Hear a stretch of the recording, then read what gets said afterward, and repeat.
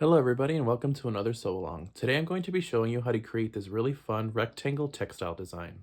In this example, as you can see here, I have a tote bag that I cut rectangles of blue denim and used my stitches on my sewing machine to embellish each of the rectangles.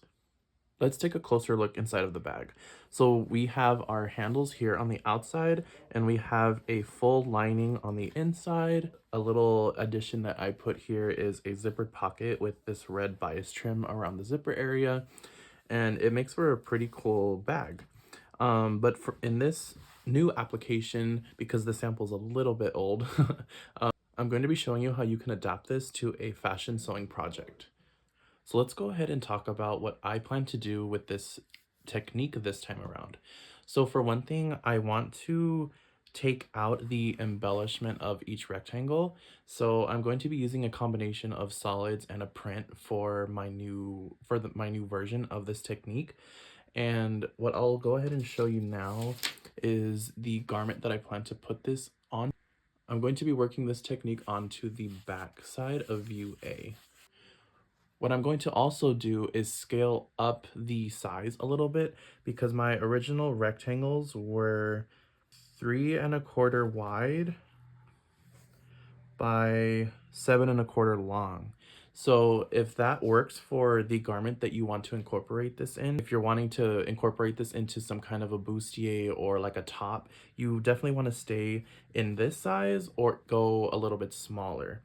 For my jacket, I went ahead and drafted a new pattern, and what I did here is I made a new rectangle, but this one is going to measure 10 3/8 long by 4 7/8 wide, and this includes 3/8 of an inch seam allowance all the way around. Now, this is just a starting point for you, as well as it is for me, because since I'm scaling up, I want to make sure that these are going to be an appropriate size. So you can actually just draft this size to start, or draft the 3¼ by 7¼ measurements, and then either scale up or down depending on the garment that you're trying to create. But if you're using a print, you want to also make sure that these rectangles are large enough to catch the design depending on, again, the scale of that print, if that makes sense. So you don't want to use an oversized print and have little rectangles. So now we're going to go ahead and start putting our rectangles together.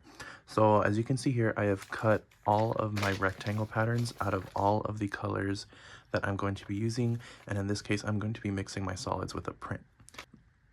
A general rule of thumb that I use to know how much to cut is to cut maybe a handful, like maybe about 10 pieces of each color, and then start arranging them. And then as you start to sew them together, it will let you know if you need to cut and sew more. Now what we're going to do is you are going to take all of your rectangles and start arranging them in the order that you want them to appear in. And just so you have a better idea, this is the pattern piece that I am going to be putting this textile onto. It is actually on the fold. So as you can see, we have this much space. And just for your reference, it is going to be about 24½ inches wide at the widest point. So from the neck down to the hem is 37. So we are filling up a 24½ inch wide by 37-inch long space. So as you can see in mine that I have already started, I have already sewn 2 rows. And I'm going to go ahead and show you how to start the sequence. So I'll put this off to the side for right now. This is what our first row is going to end up looking like. This is my sewn sample. So what you're going to do first is you're going to take your rectangle, in my case my navy blue, and I'm going to butt it up against the bottom of this green rectangle that's going at a more diagonal spot. And you're going to pull back this rectangle, my green rectangle in this situation, and you're going to sew this seam, but the kicker here is that you're going to leave 3/8 of an inch open from this side.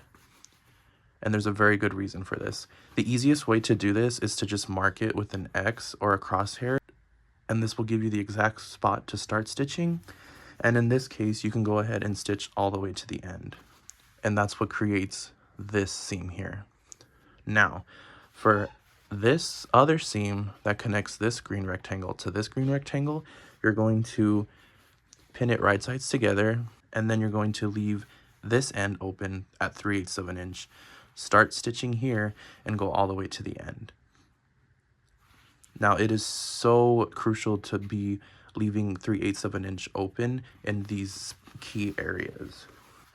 For my black rectangle, it's kind of the same thing. So you're going to pull it back, pin it right sides together, and in this case, you're going to leave this bottom edge open at 3/8 of an inch. Start stitching here and go all the way to the end, back stitching and cutting your thread. And this is what creates your first row of this pattern. All right, so let's talk about how we join this row to this row. Now this part, I wouldn't say is too challenging, but you definitely need to pay attention to the sequence of how we're going to be stitching them together. So to begin with, what you're going to do is we are going to sew this seam first. So what you're going to do, and make sure that you have some pins on hand, you're going to take this side where my black rectangle is, and you're going to pin it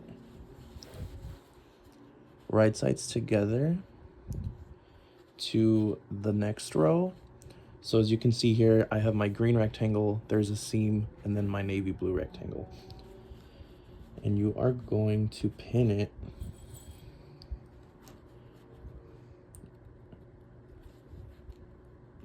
together like so. And you want to make sure that this seam and all of the other seams that are like this are going in the same direction. So in this case, I have my seam pointed towards the green. So I'm just going to make sure that I'm keeping that consistent through the whole construction process. And then on this side, you're going to keep 3/8 of an inch free on this side of the rectangle. So you're going to come in 3/8 of an inch here and then start sewing, and then break your thread here where the other stitching starts. You are not going to go all the way to the raw edge here. You're going to stop here where this line of stitching is. And once you're done, you will have this seam connected. Granted, it doesn't look too great like this right now because I'm holding it together with pins, but this is just so you get the idea. Next, we're going to sew this seam. Again, you're going to go right sides together. And I'm going to take this edge and match it up. I'm going to match it with the other green rectangle. I'm going to match the bottoms. And this just makes sure that it's gonna hold, that my pin will hold it in place. So that way I can pin the rest of this edge. So you can see here, this is what I have so far. And then you'll place a pin here. Something that makes it easy for this part is if you sew from this side, because you can see where this line of stitching starts. So again, you're going to start stitching where this line ends and go all the way to where this line ends. And this will create that nice little corner. And just to summarize, that what we just did is what will sew these pieces together. Now for this seam, you're going to again flip it back to the inside.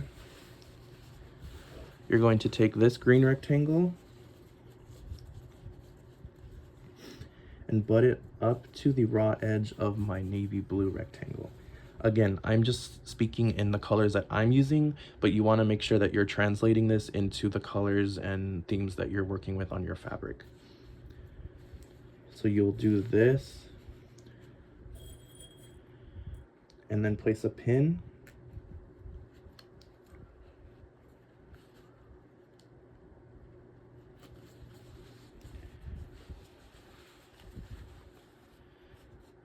And then you'll place a pin again right in the middle, and making sure that this seam is nice and smooth and it's going in the correct direction. In this case, it's going to be going to the left side. And then you will pin that into place like so. And when we flip it back to the outside, and then of course, once it's sewn together, you won't see raw edges like this. And then once it's sewn together, that's what creates this diagonal seam. And then for this seam, again, right sides together, making sure that your seam is going in either the left or the right. It doesn't really matter which direction they're going as long as you're keeping that consistent through the construction process. Then once you get to this side, again, you're going to stop 3/8 of an inch before the raw edge. And with that, that will connect your one row to the next row. So once you have sewn your first 2 rows together, you're going to repeat the process of sewing together one row and then stitching that row to the next row. You're going to repeat this until you have enough fabric to cover your pattern piece or whatever it is that you're going to cut from this. In my case, I need enough to be able to fill up my middle jacket panel like I showed you earlier. So I'm going to go ahead and continue sewing. And another thing too is as you're connecting your rows, you want to make sure that you are giving this a really good press. Use lots of steam, and if you need to, you can even do some top stitching in certain places to hold stuff flat. I'm not going to be doing that. I'm just going to be making sure that I'm pressing it really well because I want a nice flat and clean finish. So I'm going to go ahead and continue sewing my rows together, and I will come back once I have everything together and ready to cut. All right, so once you sew all of your rectangles together, this is what you're going to end up with. And first and foremost, I want to say to not pay attention to these 3 rectangles on this side. These 3 weren't originally here, but I'll explain why they're there in just a second. So you're going to end up with these rectangles that are sewn together, and with the technique that I showed you, you get nice clean points. I gave this a really good press and steam, and yeah, we are good to go. So what you're going to do is you're going to place your pattern piece or whatever shape that you're cutting this out of onto this fabric. So in my case, I'm going to be cutting my back panel of my jacket. So as you can see here, this is my back piece, right? And what I'm going to do is center all of my points. So these ones going all the way down the piece, those are going to be in line with center back.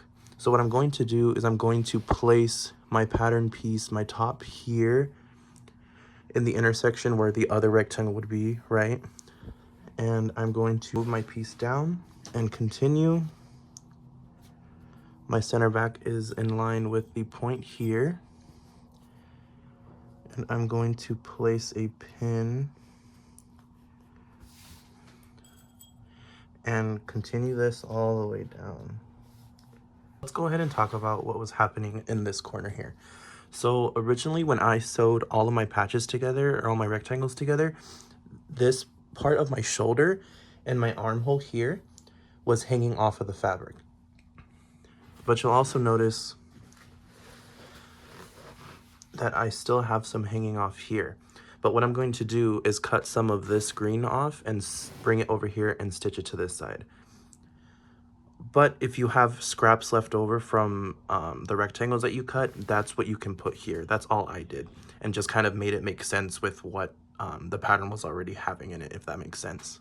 I won't have anything hanging off of my pattern here, and we'll have fabric in these areas, and we'll be able to get all of the edges that we need all the way around.